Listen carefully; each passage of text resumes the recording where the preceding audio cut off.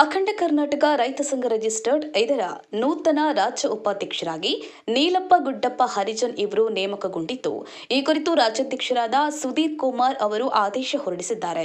ಸಂಘದ ರಾಜ್ಯ ಹಾಗೂ ಜಿಲ್ಲಾ ಮುಖಂಡರ ಸಮ್ಮುಖದಲ್ಲಿ ನೇಮಕಾತಿ ಘೋಷಣೆ ಮಾಡಲಾಗಿದ್ದು, ರೈತರ ಸಮಸ್ಯೆಗಳ ಪರಿಹಾರ, ಕೃಷಿ ಅಭಿವೃದ್ಧಿ, ರೈತರ ಹಕ್ಕುಗಳ ರಕ್ಷಣೆ ಹಾಗೂ ಸಂಘಟನೆಯ ಬಲವರ್ಧನೆಗಾಗಿ ಸಮರ್ಪಕವಾಗಿ ಕಾರ್ಯನಿರ್ವಹಿಸುವಂತೆ ಸೂಚನೆ ನೀಡಲಾಗಿದೆ.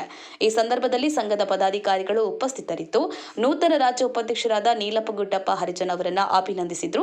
ಜೊತೆಗೆ ರೈತರ ಪರವಾಗಿ ಇನ್ನಷ್ಟು ಪರಿಣಾಮಕಾರಿ ಹೋರಾಟ ಹಾಗೂ ಸೇವಾ ಕಾರ್ಯಗಳನ್ನು ಕೈಗೊಳ್ಳುವ ವಿಶ್ವಾಸ ವ್ಯಕ್ತಪಡಿಸಿದರು.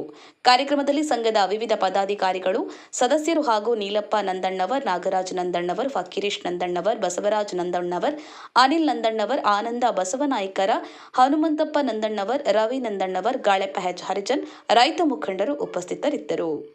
ಗಾಳೆಪ್ಪ ಹೆಚ್ ಹರಿಜನ್, ಲಕ್ಷ್ಮೇಶ್ವರ. ಇನ್ನಷ್ಟು ಸುದ್ದಿಗಳಿಗಾಗಿ ಈ ಕೂಡಲೇ ಸಬ್ಸ್ಕ್ರೈಬ್ ಮಾಡಿ. ಅಂಕುಶ, ಇದು ಜನಪರ ಧ್ವನಿ.